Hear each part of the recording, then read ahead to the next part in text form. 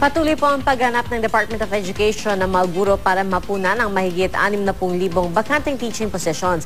Aprobado na po yung budget para sa mga karagdagang guro, pero ang problema, hindi raw kwalipikado ang marami sa mga aplikante. Balita hatid ni JP Soriano.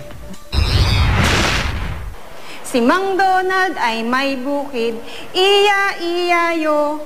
Inabutan namin ang education student na si Wenzel sa kanyang teaching demo.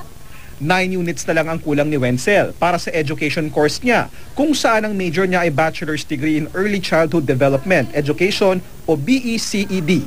Ito kasi ang kursong kailangan niyang matapos para makapagturo siya sa preschool o kindergarten. Sa bukid pa rin ni Mang Donald ay mayroong pusa. Okay.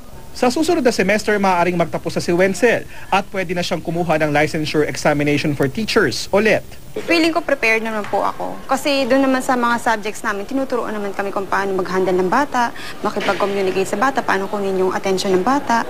Kapag nakapagtapos na si Wenzel, isa siya sa mga posibleng pumuno sa kakulangan sa mga guro ng Department of Education.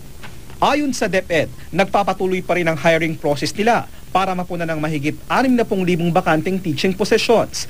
Sa darating na pasukan, mahigit 20 milyong estudyante sa public schools mula kinder hanggang high school ang magsisipasukan. Ngayong taon din formal na umpisa ng mga bagong curriculum ng K-12 program. Aprobado na rin daw ng DBM ang budget para sa mga karagdagang guro. Marami raw ang aplikante at pasado pa sa licensure exam. Pero ang problema ayon sa DepEd, maraming aplikante para maging preschool teacher ang hindi raw kwalipikado. Dahil nung araw, ang kindergarten ay hindi naman mandatory. Medyo nahihirapan tayo maghanap ng kwalipikadong kindergarten teacher. Nakasaad sa batas sa mga kwalifikasyon ng mga aplikanteng guro.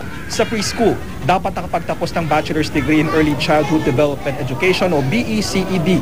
Sa elementary, Bachelor's Degree in Elementary Education o BSEED. At para sa high school o secondary education, dapat may Bachelor's Degree in Education with a major or minor or Bachelor's Degree in Arts and Sciences with at least 10 units in professional education. Sa ilang kolehiyo na nagsaspecialize sa education gaya ng National Teachers College, dumoble na raw ang bilang ng mga kumukuha ng Bachelor's Degree in Early Childhood Development Education kumpara noong mga nakaraang taon.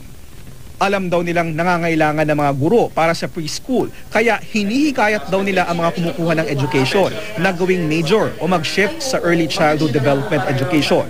We have graduates of even BSE. BSE is for high school teaching, and BEd for elementary teaching, who tell us that they are employed. They get employed to teach kindergarten.